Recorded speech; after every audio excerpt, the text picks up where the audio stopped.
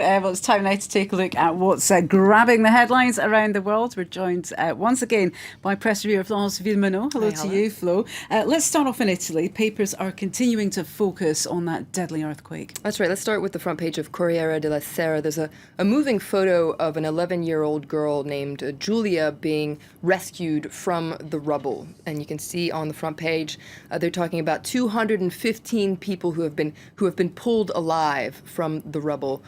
They're also talking about the growing death toll, the rising death toll, over 250. We've been seeing that number going up over the hours. Yeah. Lots of focus on one particular issue, and that is a question that's being raised in the wake of the earthquake. You can read it here in The Guardian.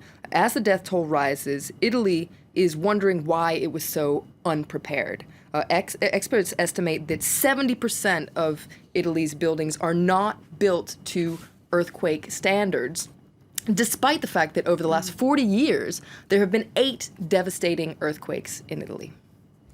Well, the Italian earthquake specialists have been sounding that alarm for years now. You've pulled out an interview with one of them, haven't you? That's right. This is Enzo Boschi. He is actually one of Europe's main earthquake experts. You can see this quote here from that interview. Italy is behind the times when it comes to building anti-seismic buildings. We only prepare once there has been an earthquake. And indeed, the region where the earthquake occurred was classified as a high-risk zone back in 2003.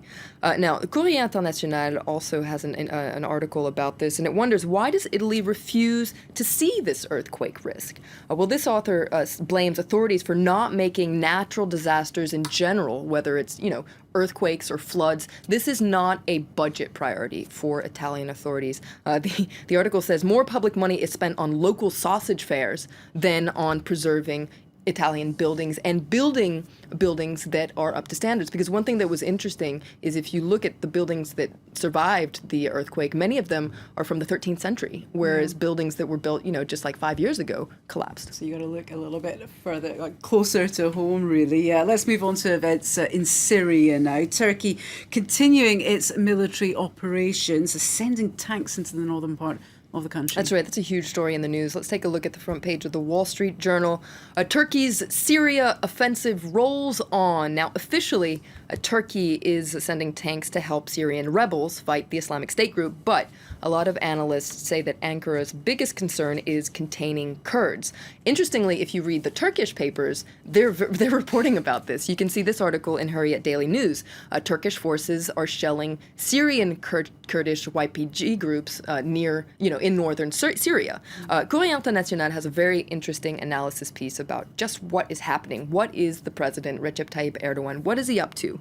Well, this article says that he is actually killing 4 birds with one stone. What are these 4 birds? Well, essentially the first one is the Kurds. It is containing Kurds. The second is seducing the West, showing that Turkey is still a key player in the region. The third bird is reinforcing Syrian opposition in Syria. And the fourth, and this might be the most important one for the president, is reinforcing his own power in the wake of last month's failed coup.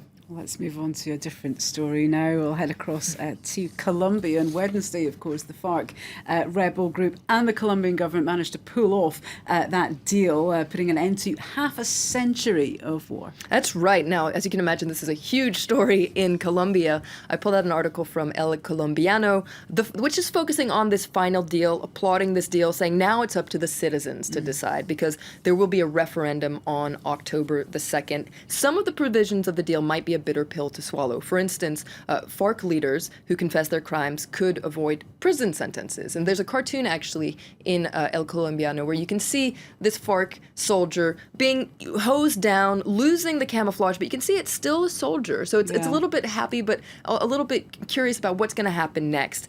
Some Colombians think that, rebels are actually going to escape justice after decades of murder, etc. Okay, and well, finally, because we can't avoid this story at all, can we? A word on this burkini scandal that has been causing waves here in France. Bans in several towns have drawn widespread criticism, especially abroad. That's right, and especially in the UK, must be said. There's been some bitter criticism coming out of the UK. Let's take a look at a cartoon in the Times. This is their take on the very famous Delacroix painting, Lady Liberty guiding the people. You can see Lady Liberty here is wearing a burkini that's being ripped off by cops here. Now, The Guardian has a really funny take on this and says, look, these scenes of French law enforcement agents enforcing this ban have really shocked a lot of people, but the real problem with the burkini ban is it's too limited. The fact is, all clothes are awful, and we should ban all clothes. And if you think that's ridiculous, well, so is banning a bathing suit. Goodness, well, we'll leave that debate to continue rumbling on. Thank you for that, Florence Villeminot, reviewing the international press for us. Thanks also